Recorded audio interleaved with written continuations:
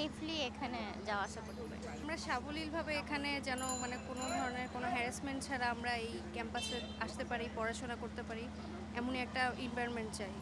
আমি আমার বন্ধু বান্ধবী সবাই মিলে একটি নিরাপদ বৈষম্যহীন এবং মেয়েদের জন্য নিরাপদ ক্যাম্পাস চাই।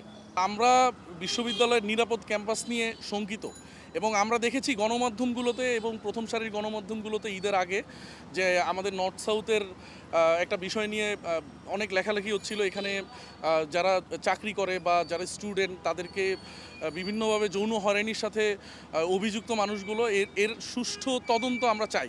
এবং আমরা এখন পর্যন্ত জানি যে আমাদের নর্থ সাউথের বোর্ড অফ ট্রাস্টি চেয়ারম্যান এবং আমাদের ভিসি এগুলো নিয়ে অনেক সোচ্চার, কিন্তু আমরা আসলে কিছুদিন পরপরই এই ধরনের ঘটনার সম্মুখীন আমাদের শিক্ষার্থীদের এবং যারা এখানে কর্মকর্তা কর্মচারী আছেন তাদের এটা সম্মুখীন হতে হয়। আমরা চাই যে এটার জন্য একটা তদন্ত কমিটি গঠন করুক এবং এমন একটা বডি থাকুক যেই বডি কারো প্রেশার বা কারো ইনফ্লুয়েন্সে আসলে বায়াস না হয়ে যায়। আমরা সাধারণত দেখি যারা ভিকটিম তাদের পরিবারদেরকে বিভিন্নভাবে হেনস্থা করা হয় অভিযোগ দেওয়ার পরে। আমরা কিছুদিন আগে আমাদের গণমাধ্যমে দেখেছি যে আমাদের আসলে নর্থ সাউথের এক বোর্ড অফ ট্রাস্টির নামে অভিযোগ এসেছে। আমরা জানি না আসলে এটা নিয়ে কতটুকু সত্যতা, কিন্তু আমরা চাই যে একটা তদন্ত কমিটি গঠন করে এটা সত্যতার বা এটা কি মিথ্যা কিনা এটার যথাযথ একটা রেজাল্ট, এবং আমরা ফিউচারে এরকম কোনো কিছু হবে না সেটার নিশ্চয়তা আমরা চাই।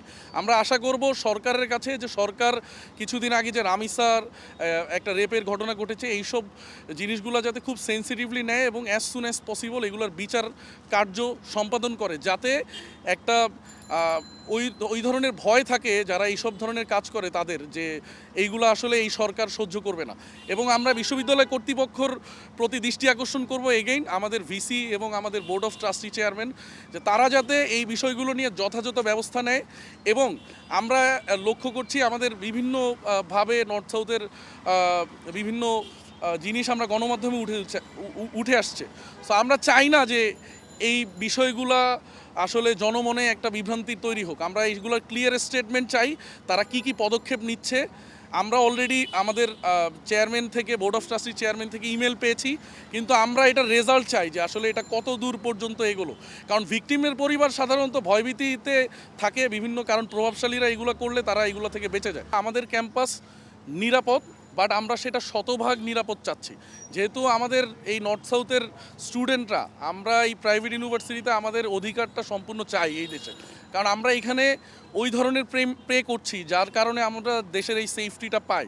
আমরা চাই যে আমাদের এই নর্থ সাউথের এই জিনিসগুলো দেখে যাতে অন্যান্য বিশ্ববিদ্যালয়ও যাতে তাদের এই বিষয়গুলোর প্রতি নজরে আনে।